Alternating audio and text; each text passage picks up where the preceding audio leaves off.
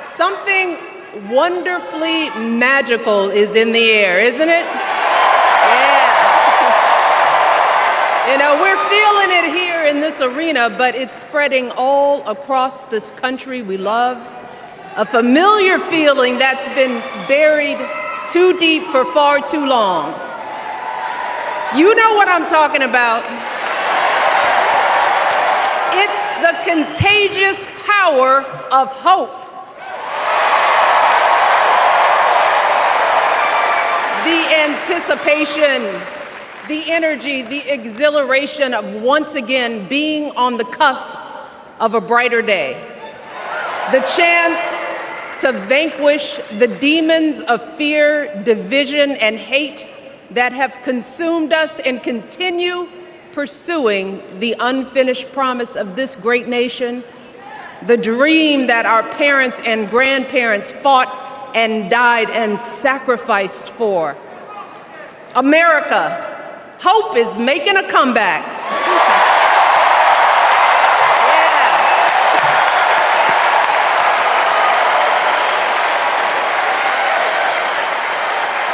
But to be honest, I am realizing that until recently, I have mourned the dimming of that hope.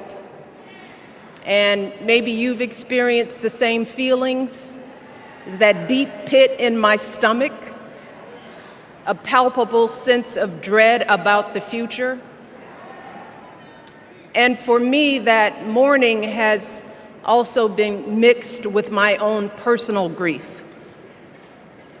The last time I was here in my hometown was to memorialize my mother, the woman who showed me the meaning of hard work and humility and decency, the woman who set my moral compass high and showed me the power of my own voice. Folks,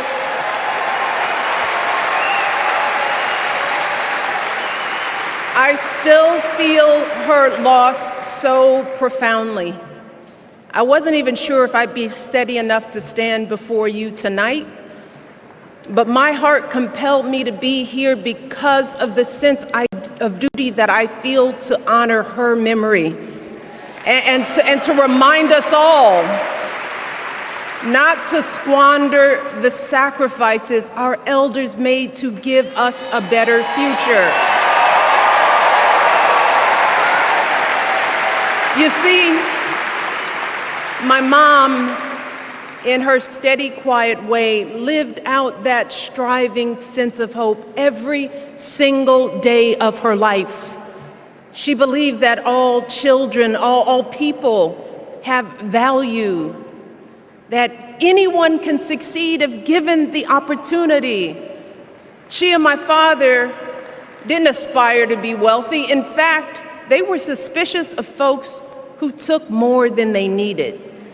They understood that it wasn't enough for their kids to thrive if everyone else around us was drowning. So my mother volunteered at the local school. She always looked out for the other kids on the block. She was glad to do the thankless, unglamorous work that for generations has strengthened the fabric of this nation. The belief that if you do unto others, if you love thy neighbor, if you work and scrape and sacrifice, it will pay off. If not for you, then maybe for your children or your grandchildren. You see, those values have been passed on through family farms and factory towns, through tree-lined streets and crowded tenements, through prayer groups and National Guard units and social studies classrooms. Those were the values my mother poured into me until her very last breath. Kamala Harris and I built our lives on those same foundational values. Even though our mothers grew up an ocean apart, they shared the same belief in the promise of this country. That's why Her mother moved here from India at 19. It's why she taught Kamala about justice, about the obligation to lift others up, about our responsibility to give more than we take. She'd often tell her daughter, "Don't sit around and complain about things, do something." So, with that voice in her head, Kamala went out and she worked hard in school, graduating from an HBCU, earning her law degree at a state school. And then she went on to work for the people, fighting to hold lawbreakers accountable, strengthening the rule of law, fighting to get folks better wages, cheaper prescription drugs, a good education, decent health care, child care, elder care. From a middle-class household, Kamala worked her way up to become Vice President of the United States of America. My girl, Kamala Harris, is more than ready for this moment. She is one of the most qualified people ever to seek the office of the presidency. And she is one of the most dignified. A tribute to her mother, to my mother, and to your mother too. The embodiment of the stories we tell ourselves about this country. Her story is your story. It's my story. It's the story of the vast majority of Americans trying to build a better life. Look, Kamala knows, like we do, that regardless of where you come from, what you look like, who you love, how you worship, or what's in your bank account, we all deserve the opportunity to build a decent life. All of our contributions deserve to be accepted and valued. Because no one has a monopoly on what it means to be an American. No one.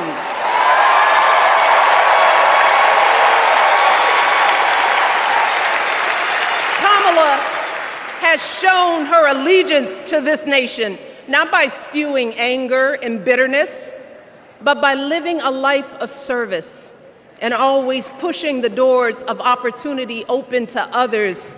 She understands that most of us will never be afforded the grace of failing forward. We will never benefit from the affirmative action of generational wealth.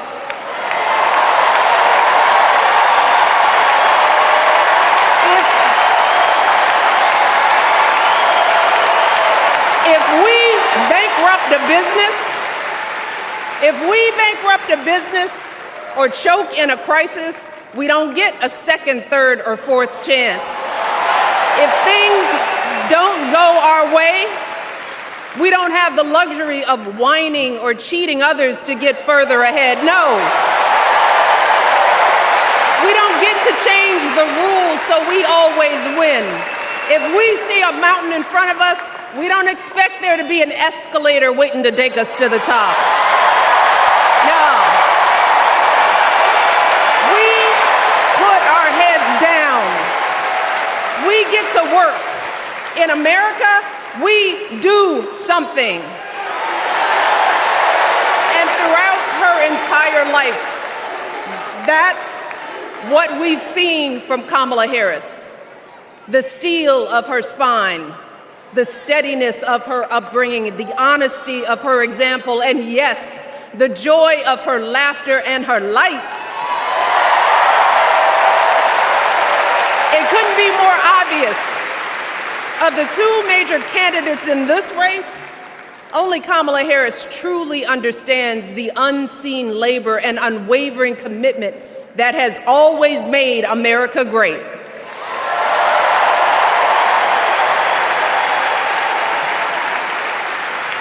Now, unfortunately, we know what comes next. We know folks are going to do everything they can to distort her truth. My husband and I sadly know a little something about this. For years, Donald Trump did everything in his power to try to make people fear us. See, his limited, narrow view of the world made him feel threatened by the existence of two hard-working, highly educated, successful people who happen to be black.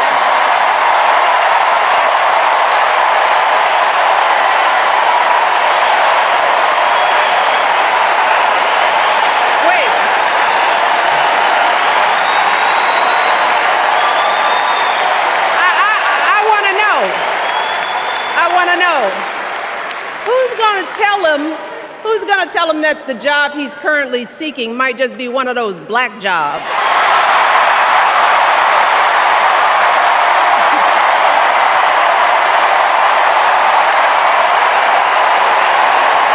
Look,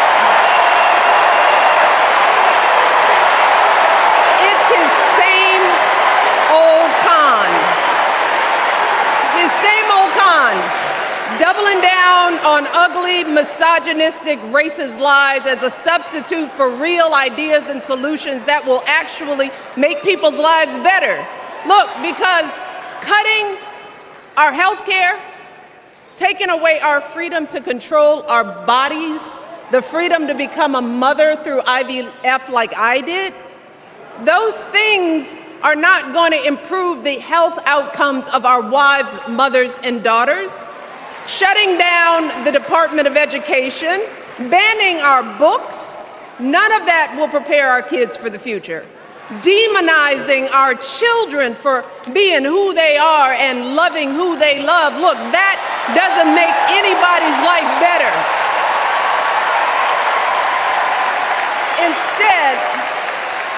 Instead, it only makes us small. And let me tell you this, going small is never the answer. Going small is the opposite of what we teach our kids. Going small is petty, it's unhealthy, and quite frankly, it's unpresidential.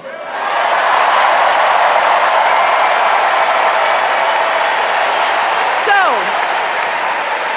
why would any of us accept this from anyone seeking our highest office? Why would we normalize that type of backward leadership? Doing so only demeans and cheapens our politics. It only serves to further discourage good, big-hearted people from wanting to get involved at all. America, our parents taught us better than that, and we deserve so much better than that. That's why we must do everything in our power to elect two of those good, big-hearted people. There is no other choice than Kamala Harris and Tim Walz. No other choice.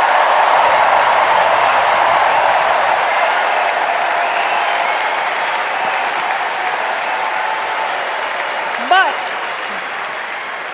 as we embrace this renewed sense of hope, let us not forget the despair we have felt. Let us not forget what we are up against. Yes, Kamala and Tim are doing great now. We're loving it. They're packing arenas across the country. Folks are energized. We are feeling good. But remember, there are still so many people who are desperate for a different outcome, who are ready to question and criticize every move Kamala makes, who are eager to spread those lies, who don't want to vote for a woman, who will continue to prioritize building their wealth over ensuring that everyone has enough. So no matter how good we feel tonight or tomorrow or the next day, this is going to be an uphill battle. So folks, we cannot be our own worst enemies. No. See, because the minute something goes wrong, the minute a lie takes hold, folks, we cannot start wringing our hands. We cannot get a Goldilocks complex about whether everything is just right. And we cannot indulge our anxieties about whether this country will elect someone like Kamala instead of doing everything we can to get someone like Kamala elected.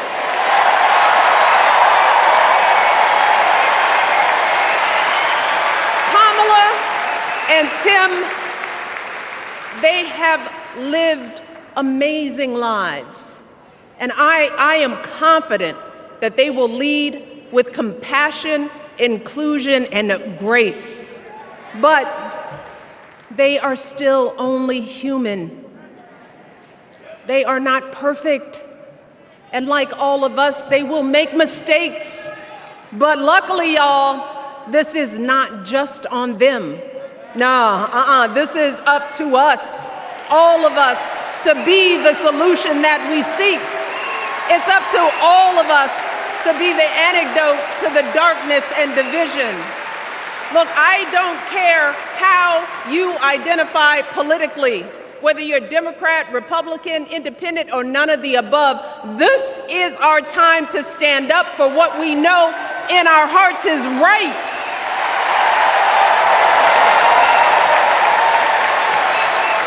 To stand up, not just for our basic freedoms, but for decency and humanity, for basic respect, dignity, and empathy, for the values at the very foundation of this democracy.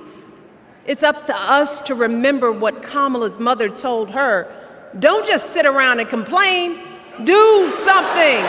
So, if they lie about her, and they will, we've got to do something. If we see a bad poll, and we will, we got to put down that phone and do something. If we start feeling tired, if we start feeling that dread creeping back in, we got to pick ourselves up, throw water on our face, and what? We only have 2.5 months, y'all, to get this done. Only 11 weeks to make sure every single person we know is registered and has a voting plan. So, we cannot afford for anyone America to sit on their hands and wait to be called. Don't complain if no one from the campaign has specifically reached out to you to ask you for your support. There is simply no time for that kind of foolishness. You know what you need to do. So, consider this to be your official ask. Michelle Obama is asking you, no, I'm telling y'all to do something.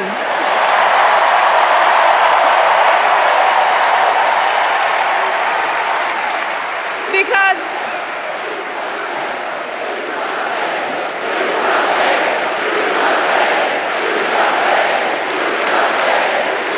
you all, this election is going to be close. In some states, just a handful, listen to me, a handful of votes in every precinct could decide the winner. So we need to vote in numbers that erase any doubt. We need to overwhelm any effort to suppress us. Our fate is in our hands. In 77 days, we have the power to turn our country away from the fear, division, and smallness of the past. We have the power to marry our hope with our action. We have the power to pay forward the love, sweat, and sacrifice of our mothers and fathers and all those who came before us. We did it before, y'all, and we sure can do it again. Let us work like our lives depend on it. And let us keep moving our country forward and go higher, yes, always higher than we've ever gone before as we elect the next President and Vice President of the United States, Kamala Harris and Tim Walz. Thank you all. God bless.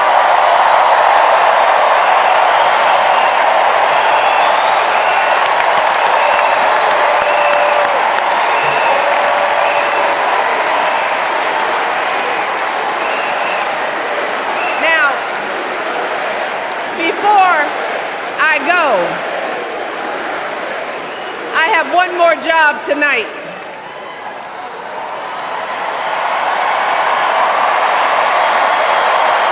Yeah, one more job. You all, thank you for all the love, but it is now my honor to introduce somebody who knows a whole lot about hope. Someone who has spent his life strengthening our democracy, and let me tell you, as someone who lives with him, he wakes up every day, and thinks about what's best for this country. Please welcome America's 44th president and the love of my life, Barack Obama.